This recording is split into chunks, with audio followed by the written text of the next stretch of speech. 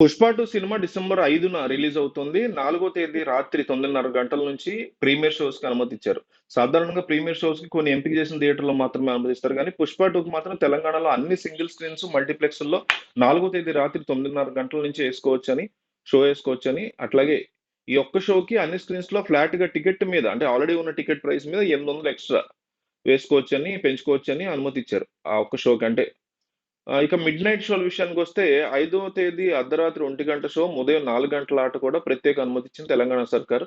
ఇక నుంచి ప్రత్యేకంగా థియేటర్లంటూ ఏమి లేవు. రాష్ట్రంలో అన్ని సింగిల్ స్క్రీన్స్, మల్టీప్లెక్స్‌లో మిడ్‌నైట్ షోలేసుకోవచ్చు. సింగిల్ స్క్రీన్స్ పెంపు విషయానికొస్తే 5వ తేదీ నుంచి 8వ తేదీ వరకు ఫస్ట్ వీకెండ్ టికెట్ రేట్ మీద రూ. 150 పెంచారు.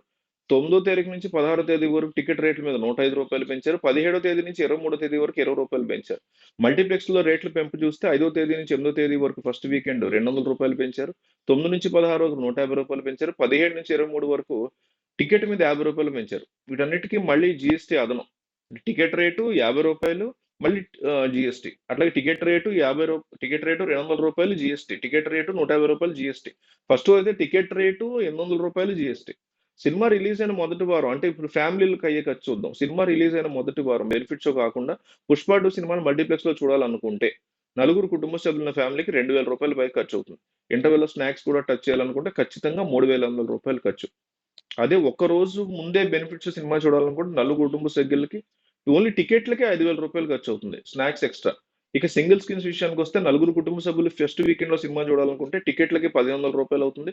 ఓవరాల్‌గా చూసుకుంటే సినిమా రిలీజ్ అయిన రోజు 19 రోజుల పాటు పుష్ప 2కి సాధారణ టికెట్ రేట్లుండవు. సింగిల్ స్క్రీన్స్, మల్టీప్లెక్స్ అనే తేడా లేకుండా ప్రతి స్క్రీన్‌లో ప్రతిరోజు టికెట్ పెంపు ఉంటుందన్నమాట. సాధారణ రేట్‌లో సినిమా చూడాలనుకుంటే డిసెంబర్ 24వ తేదీ మాత్రమే వీలవుతుంది. అక్కడికి మరో నెల రోజులు ఆగితే సినిమా ఓటీటీలో ఖచ్చితంగా వచ్చేటువంటి పరిస్థితి ఉంటుంది. సో, సినిమా ఎళ్ళాలి అంటే ఈఎంఐ ఆప్షన్ ఏమన్నా ఉందా సార్? అని జనాలు అడిగే పరిస్థితులు తీసుకొచ్చారు.